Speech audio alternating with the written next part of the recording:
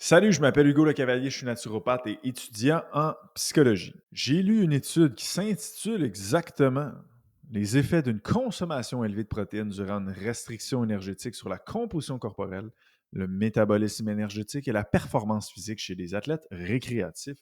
Une toute récente étude de 2025. En termes plus simples, on parle des effets d'une consommation élevée en protéines lors d'une phase de perte de gras. Et on veut voir l'effet d'une haute teneur en protéines sur la composition corporelle, la performance et le métabolisme. Donc, dans l'épisode d'aujourd'hui, on va regarder qu'est-ce qu'ils ont trouvé et combien tu devrais manger de protéines dans ta perte de gras selon la science actuelle en 2025.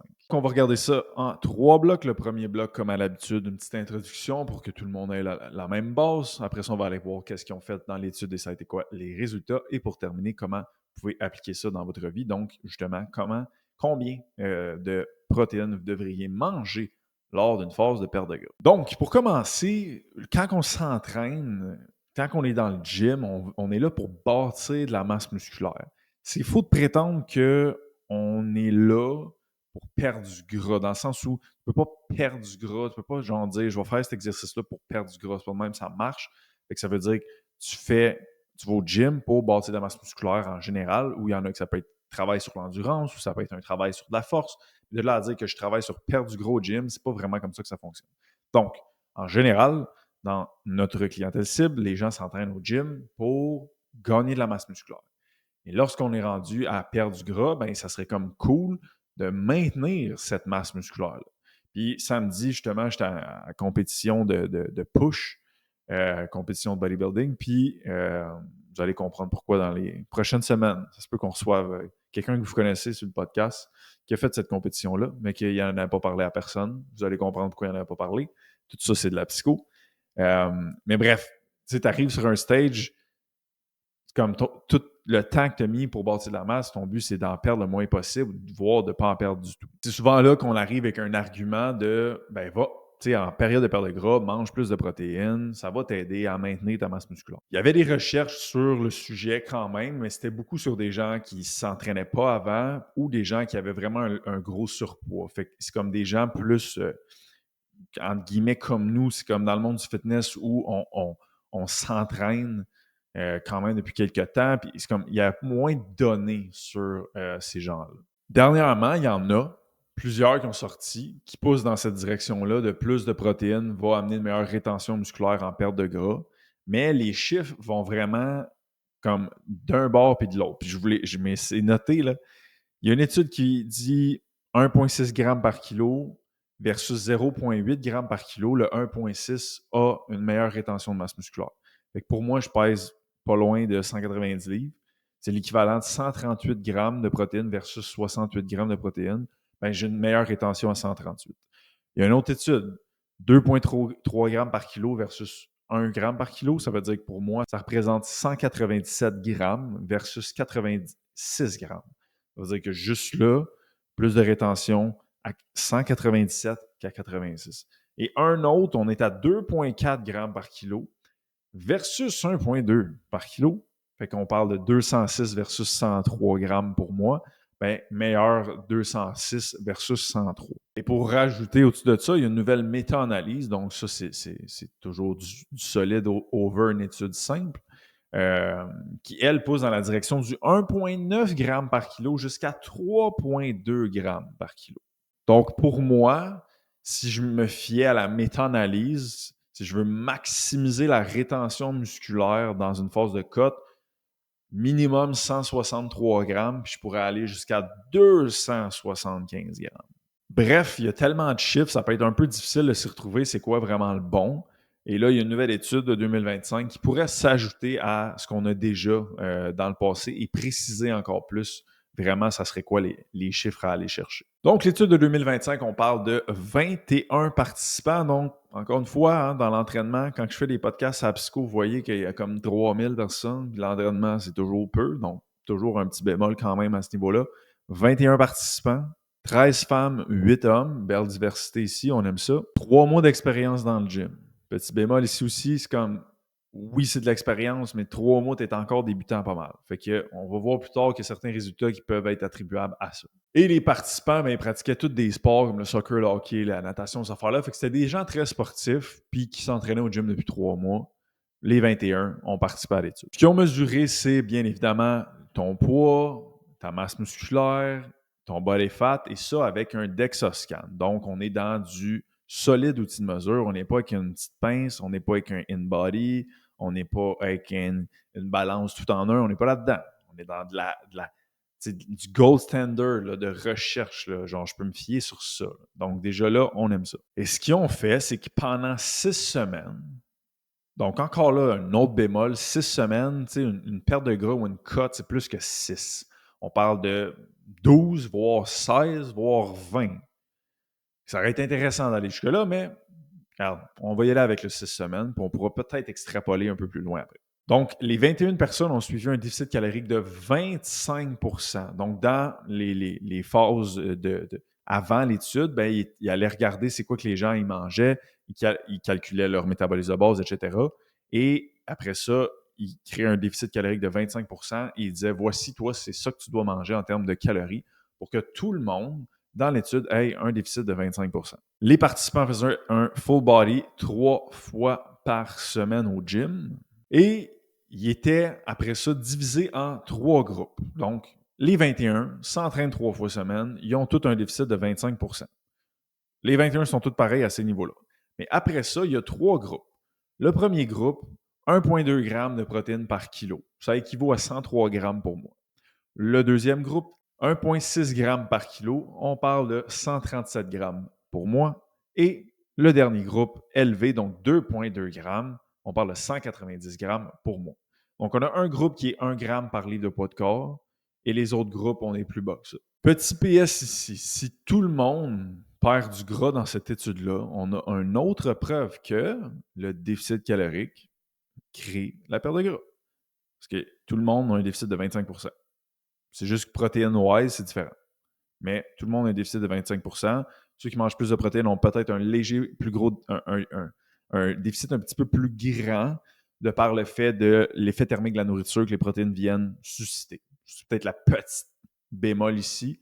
Mais somme toute, si tout le monde perd du gras, on a une autre preuve que si tu perds pas de poids en ce moment, tu es comme, voyons, c'est comme, il n'y a probablement pas un déficit calorique.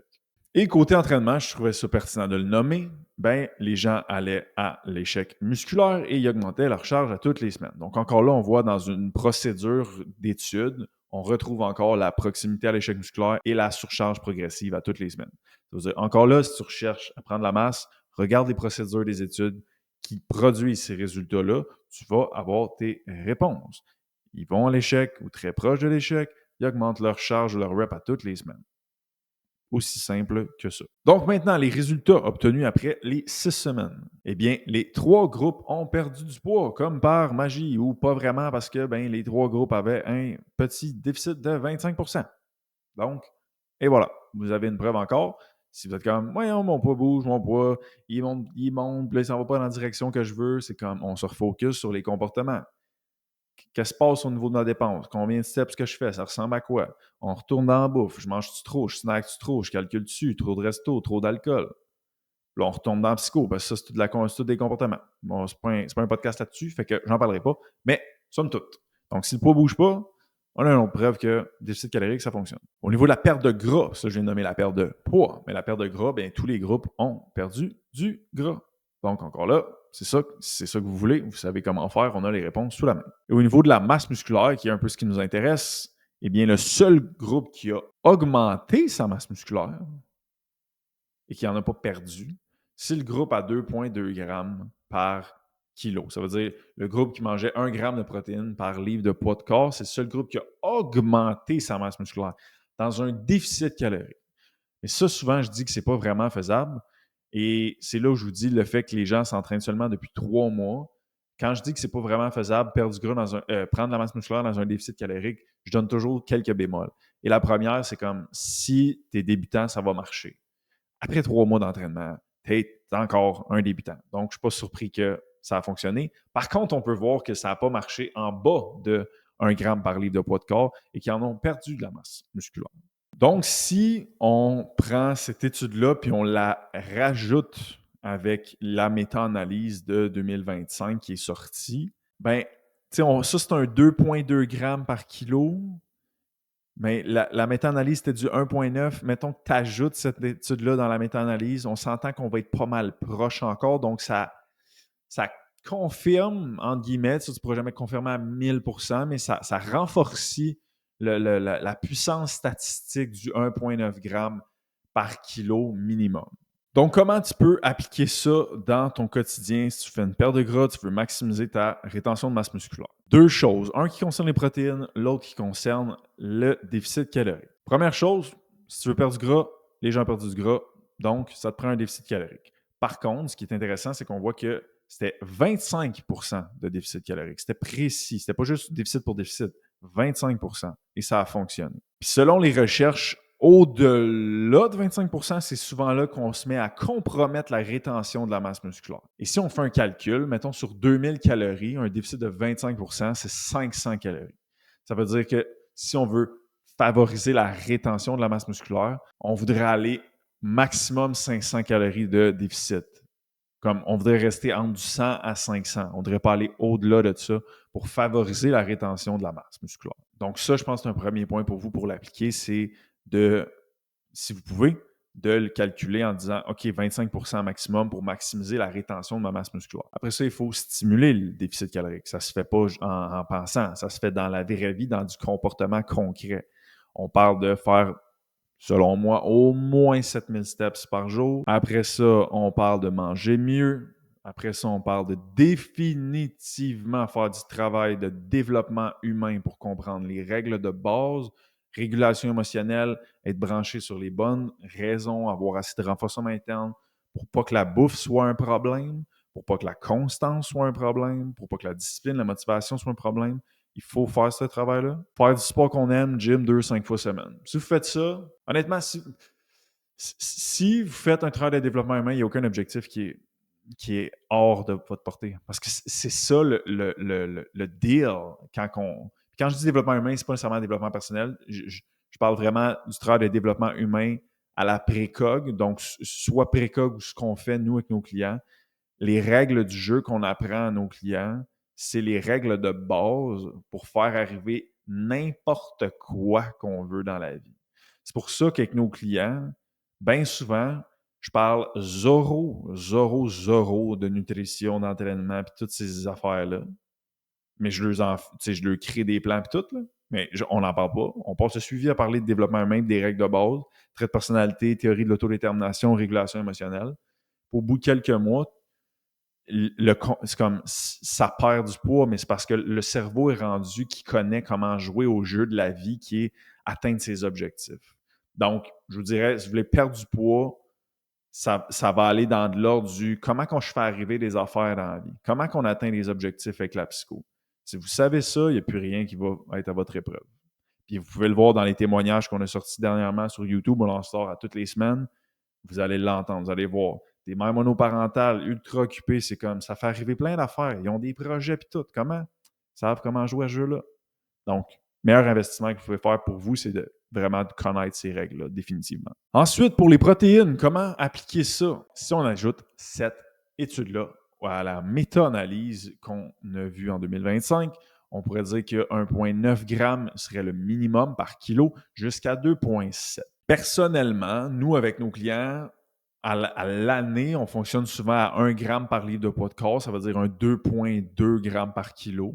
Et en cote, c'est comme, je ne vais jamais rester là. Par instinct ou par science passée, j'allais toujours à du 2,3, 2,4, 2,5. Donc, ça confirme que c'était la bonne chose à faire. Si tu es en cote ou tu t'en vas en cote, on parle d'un 25% de déficit calorique maximum, idéalement, là, si tu veux maximiser la rétention de ta masse musculaire, et tes protéines, 1,9 g à 2,7 g par kilo de poids de corps. Si tu fais ça, selon la science, c'est comme ça que tu vas favoriser la rétention de ta masse musculaire que tu as durement travaillé pour aller chercher dans le gym, dans ton off-season ou peu importe. Donc voilà pour le podcast de cette semaine, en espérant vous avoir éclairé dans tout ça. Et pour la semaine prochaine, il va y avoir une petite pause de podcast parce que je déménage demain. À l'heure où je filme ça, dans 24 heures, je suis en plein déménagement. Ça va être une semaine assez chargée. Je suis en vacances après ça la semaine prochaine. Fait que, bref, le podcast va retourner. Là, on est là. Quand vous allez écouter ça, on va être le 30 mai. Donc, il n'y aura pas de podcast le 7 mai. Ça va retomber le 14 mai. Et si les choses se passent bien, je l'espère, je croise mes doigts, le 14 mai, ça serait l'épisode avec cette personne que vous connaissez, qui a fait une compétition, puis qui n'en a pas parlé à personne, puis il a fait ça en utilisant les règles du jeu de la psycho. On a bien hâte de vous parler de ça. Fait que je me croise les doigts pour que l'épisode du 14, ça soit celle-là. Sinon, entre-temps, si vous avez manqué des épisodes ou quoi que ce soit, ben, vous pouvez écouter les autres. Sinon, les formations sur YouTube. Sinon, les formations dans le Muscle Lab, eh bien, nous, on va se revoir dans 2 semaines, mercredi le 14 mai. Bye!